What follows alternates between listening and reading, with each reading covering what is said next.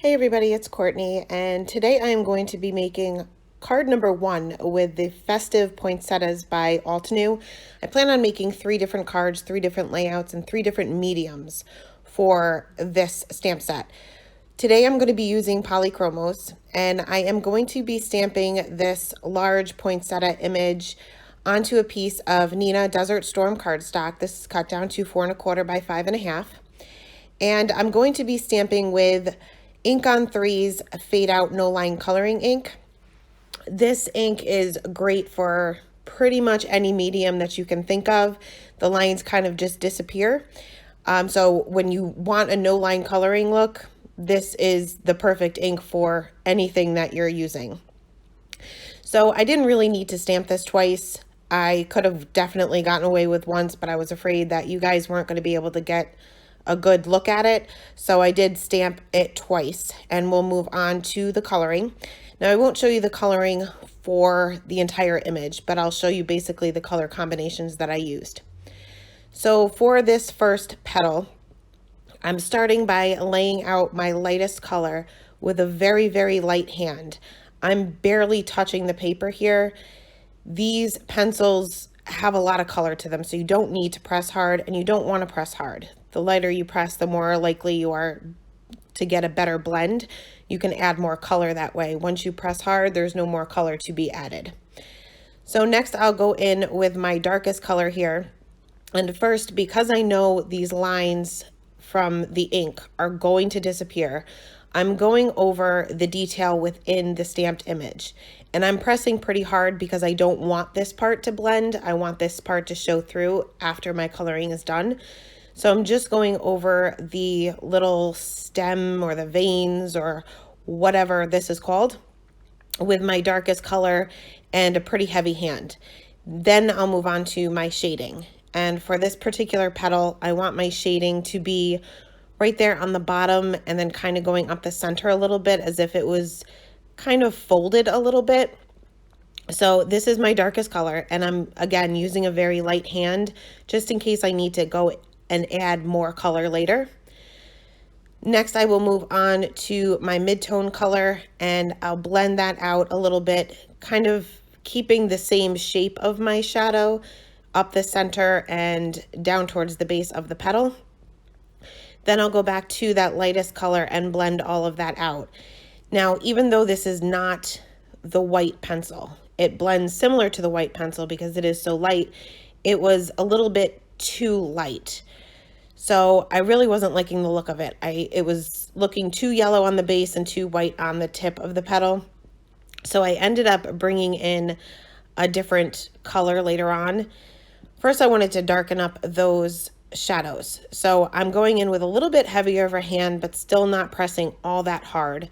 Adding in a little bit more of my darkest color and then a little bit more of my mid-tone to blend that out. And then I'm going to go in with my lightest color again and still was not liking the results. So I did go ahead and bring in, this is more of a yellowish color rather than this ivory, but it is still very pale. And I liked the results of this much better. So I went over the entire thing and blended out the darkest color and that mid-tone, keeping the tip of the petal the lightest, and that will be my highlight area. Now I use the same color combinations for all of my petals, and being I started with that ivory color on the first one, I started with the ivory color on all of them. I don't think it would show through, but I didn't want to take the chance of them looking too different from one another. So I'll show you one more petal and then we'll move on to the leaves. Again, starting with that ivory color, filling in the entire petal with a very, very light hand. Then I will take my darkest color and go over the veins within the petal. Again, pressing pretty hard. You want to make sure that your tip of your pencil is very, very sharp. You'll see that I pause consistently to sharpen up my pencil just to make sure I have a good tip. I'll add my shading down towards the base of the petal as well as just a little bit on the tip of the petal. This petal seems to be kind of folded over or curved, so I want my highlight to be in the center. I'll go in with my mid-tone and blend that out a little bit, and then go in with my lightest color. First, I will darken up those areas a little bit, and there's a small, tiny little petal that's kind of laying over this one, so I wanted to make sure my shadow was pretty dark because that would naturally cast a shadow. So again, I didn't go in with that ivory again. That was just kind of my base color to get a little bit of a pigment down first before I started my coloring, but I will go with that cream color and go over the entire petal again. Now you can still kind of see the lines of the stamped image on the outside of the leaf, the shape of the leaf. And this ink will disappear, like I said, as you color over it.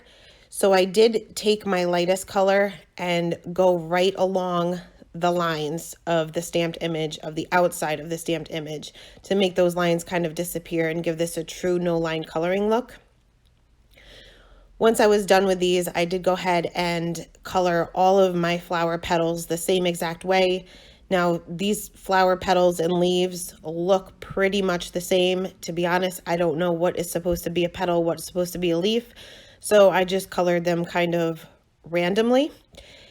But once I was happy with the ones that I wanted to be petals, we'll move on to the leaves. And we'll be coloring this pretty much the same way as we colored the petals. So first I'm going to start off with my lightest green, and I'm going to cover up the entire area of this petal. Again, very light hand. I want to make sure that I can add more color later, just in case I'm not happy with the results. I want to leave myself room to add more or to lighten up certain areas. Next, I'll go in with my darkest color, and I'm going to do the same thing here as I did with the petals, going over that vein there right in the center, these little lines that kind of flick out with a very heavy hand, because again, I do not want these to blend in with the rest of the leaf. My shadows here, I'm going to add a little bit of shadowing right there to the base of the leaf. And then I did add a little bit right there on the tip. Not a whole lot. This one's not really shaped the same way as that second petal that we colored, but you can kind of manipulate the shape of an object by your shading. Next, I'll go in with my mid-tone and blend most of that dark color out a little bit. Then going in with my lightest color and blending that out as well. I was getting a contrast here, but it seemed that the leaves were a lot brighter than my flower petals. So I'm going to go back in with that ivory color that we used in the beginning on the flower petals, and I'm going to go over the entire leaf and help to blend some of those colors out, as well as lighten up some of those areas. I did have to go back in and add a little bit of that lightest green, just because the shape of the leaf was not really forming the way I was wanting it to. So I just kind of played around with my colors. Like I said, as long as you keep a light hand, you can continue to add more color, going directly over those stamped lines to make those lines of the ink just kind of disappear within the image. I'll show you one more petal here. I'll show you the one that is right below this. Colored it the same way, covering up the entire area with my lightest green, going in with my darkest green, darkening up those veins with a heavy hand. And now here, I want to make sure that because this leaf is hanging over or under this other leaf, I want to make sure that I create a shadow, because this top leaf would create a shadow on the bottom leaf. You want to make sure that you're not all that heavy-handed, but that you maintain that shadow there. Blending that out with my mid-tone, then my light color, and then back to this ivory color. And again, coloring these leaves pretty much the same way every single time, depending on the shape and the location of them.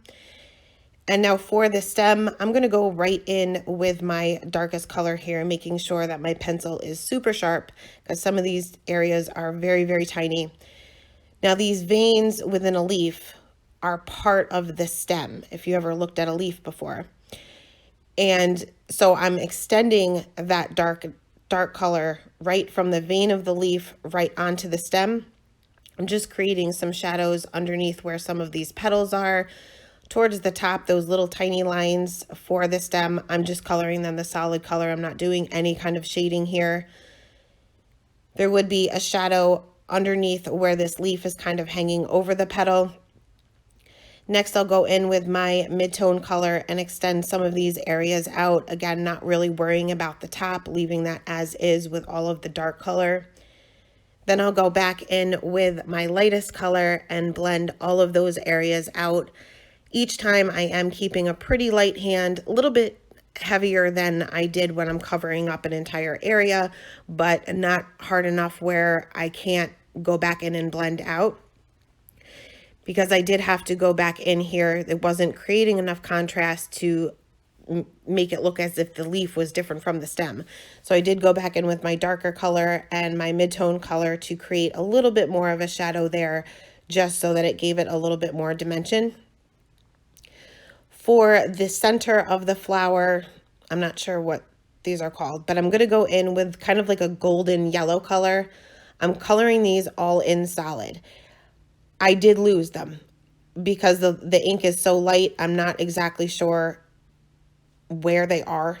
So I'm going to go in with a cool gray marker and just add a little bit of shading or shadowing in between the little, I keep wanting to call them berries, but they're not, you know what I mean. And then going back in and adding a little bit more of that golden yellow color to blend that out. Now, once my coloring was done, I'm keeping this nice and simple, no specific layout here, just wanted this nice and clean and simple. I was going to originally stamp my sentiment with VersaFine Onyx Black ink, but I decided to stamp the first part of my sentiment with dark chocolate ink by Simon Says Stamp, and I'm just stamping that down right flat on my card panel. The stamp looked crooked to me, so I did test it out on a scrap piece of paper. It wasn't crooked, it just appeared that way to me. Next, I will take this large Blessings sentiment, and I'm taking a piece of dark chocolate cardstock. This is also by Simon Says Stamp. Treating this with an anti-static tool, stamping my sentiment with Versamark ink, and I will be sprinkling this with white embossing powder and heat setting this.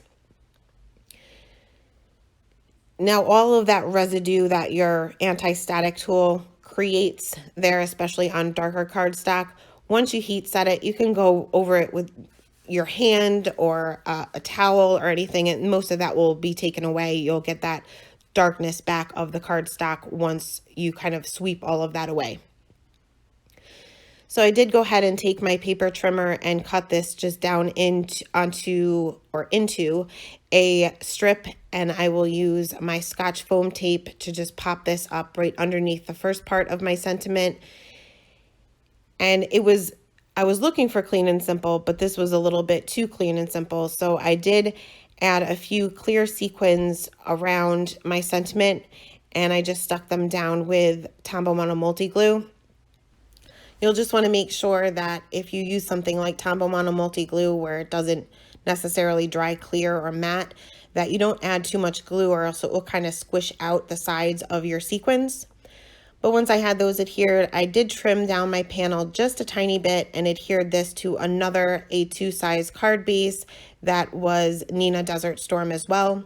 And that is the first card with the festive poinsettias. Thank you guys so much for stopping by, and have a great day. Bye.